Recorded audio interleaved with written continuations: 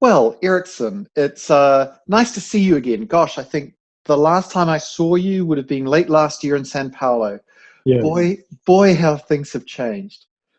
So you're absolutely. the so you're the head of international tax for KPMG in Brazil, and I know many of our clients are still interested in what's going on in terms of inbound investment into Brazil these days. Rodney, thank you very much. It's also a pleasure to speak with you. And yes, Brazil is a huge recipient of international capital, multinationals, private equity, sovereign wealth funds.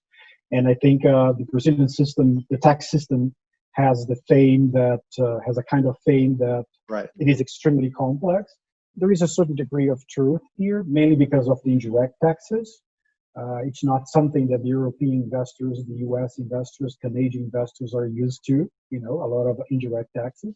But ultimately, there is no question that the Brazilian tax system offers different opportunities, different avenues that a well-informed investor can explore in order to make a good investment in Brazil in terms of compliance and in terms of efficiency.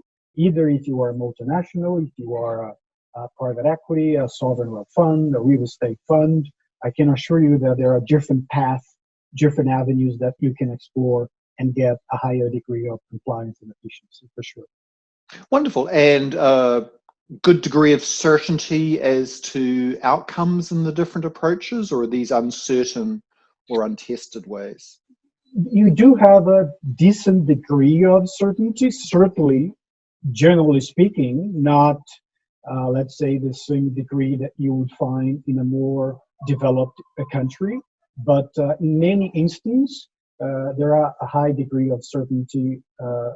Also because our legal courts are very active, and sometimes if there is a kind of misunderstanding with the tax administration, we can also take a look at precedents to see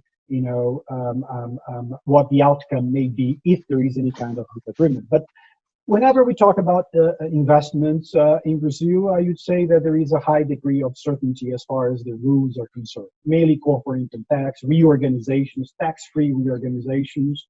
Indirect taxes, then we have a different situation because, again, it's a realm of indirect taxes in Brazil. Things may become a little bit more complicated.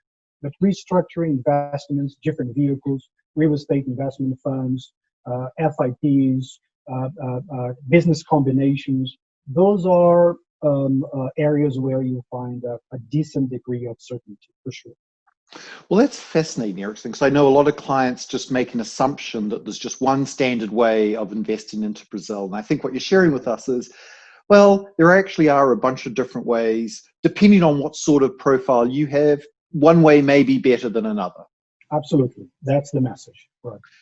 Well, fantastic, Erickson. Look, I look forward to seeing you in person once we're through this, but it's good to Absolutely. see you again virtually.